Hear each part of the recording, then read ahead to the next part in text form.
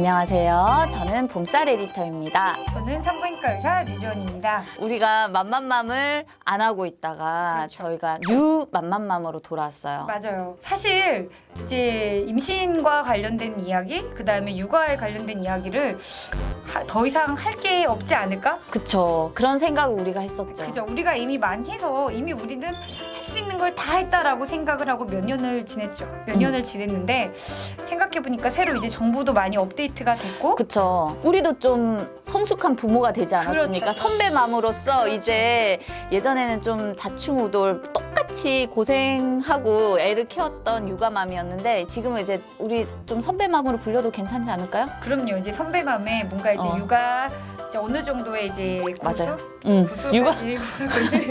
육아도 구수가 됐고 또 하나는 네. 이제 끊임없이 맘맘맘을 늘 계속 해달라는 맞아요. 요청이 정말 많았죠. 그래요. 그리고 실제로 다시 시작할 거라고 얘기를 했더니 너무 좋다고 막 댓글도 많이 남기고 그 그렇죠. 당시에 임신 몇 개월이었는데 지금 아이가 몇 개월이 됐다 이런 댓글을 보니까 엄청 뿌듯한 거예요. 맞아요. 그쵸? 그게 너무 내가 맞아요. 애들을 다 키운 것 같아.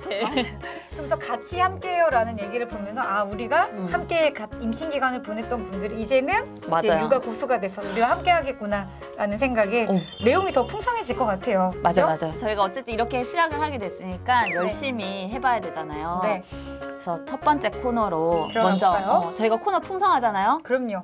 첫 번째 코너로 엑기스만 뽑아서 네 넘어가겠습니다. 네, 닥터류 알려주세요. 네. 이 코너.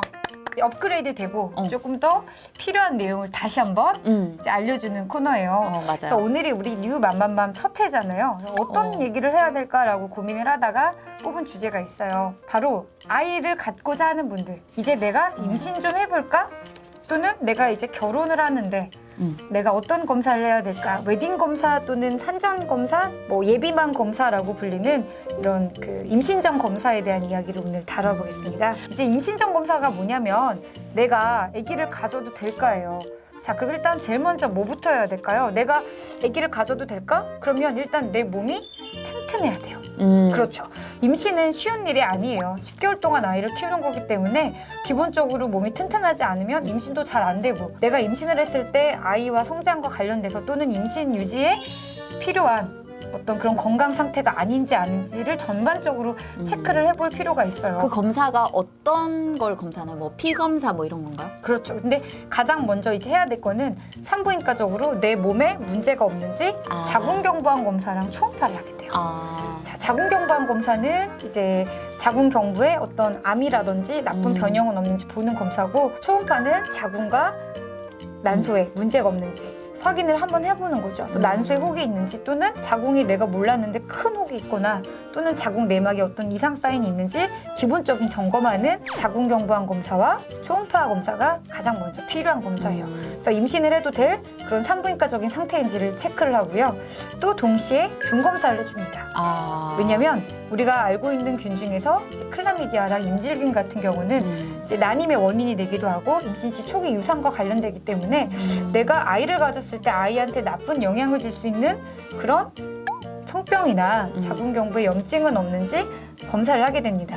자, 여기까지가 우리들 흔히 얘기하는 실은 그 산부인과에 앉기 싫어하는 굴욕의자라고 부르고 혹자는 부끄러움 의자라고도 부르는 그 의자에서 하게 되는 검사입니다. 산부인과 쌤도 거기 앉아서 검사하는 거죠? 싫죠. 그럼요. 동료가 검사해 주나요? 네, 해주는데 저도 되게 무서워요. 너무 싫고 근데 그 어떤 의자 느낌인지 자체가 알죠? 좀 되게 굴욕의 표현이 맞는지 모르겠는데 되게 낯설어요. 그 자세가.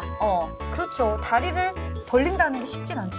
낯설잖아요, 우리한테는. 하지만 눈으로 접근해야 되는 검사이기 때문에 그 의자에 앉지 않고서는 절대 할 수 없습니다. 그래서 이제 그 검사를 통해서 산부인과적으로 구조적인 문제가 없는지 혹시 자궁경부암 같은 건 없는지 균 검사에서 이제 염증은 없는지 확인하게 되고요. 제가 또 여기 맘맘맘에 나오기 전에 조사한 게 있어요. 네. 우리 법중 전염병 어떤 게 가장 흔한 줄 아세요? 보면은 2017년도에 전염병 통계를 보면 우리나라에서 물론 보고 안 된 게 있겠지만 풍신은 7건 보고가 되었습니다.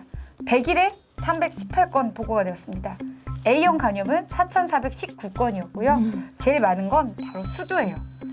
8만 92건. 가장 흔한 감염병의 1위는 아직도 수두예요. 그만큼 이제 수두가 어린 아이들이나 이제 여러 수대군에서 가장 많을 수 있는 건데 우리가 이제 피 검사로는 해주는 게 뭐냐면 그거예요. 내가 걸렸을 때 태반을 타고 아이한테 넘어갈 질병, 그러니까 선천적으로 아이한테 영향을 줄 수 있는 균은 없는지에 대한 스크리닝 검사가 들어갑니다. 그 대표적인 게 바로 매독과 에이즈.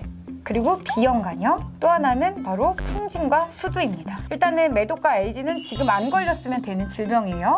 그리고 B형 간염도 내가 걸렸는지 또는 항체가 없는지 보는 질병이에요. 네. 근데 B형 간염 같은 경우는 엄마가 B형 간염 보균자인지 아닌지를 보는 거지만 엄마가 보균자다 하더라도 아이한테 직접적으로 선천성 기형을 일으키거나 성장에 방해라거나 그런 건 전혀 아닙니다. 그래서 크게 그렇게 급한 건 아닌데 수두와 풍진은 엄마가 임신 중에 걸리면 아이한테 선천성 풍진증후군, 선천성 수두증후군과 같은 되게 심한 경우는 사산될 수도 있는 그런 기형과 연결되기 때문에 반드시 본인이 내가 얘네들이 나한테 우연히 왔을 때 막아낼 수 있는 항체가 있는지 확인을 해야 됩니다. 이 둘 다 호흡기 감염이에요. 호흡기 감염이기 때문에 뭐 마스크를 쓰고 다니면 될까요? 뭐 사람 많은 데를 피해서 다니면 될까요? 라고 하지만 우리가 사회생활을 하는데 어떻게 밖을 안 나가요. 그래서 최선의 예방은 백신 항체가 있는지 없는지 확인을 해서 항체가 없으면 반드시 주사를 맞아야 됩니다. 풍진은 한 차례 주사를 맞고 4주간의 피임이 필요하고요.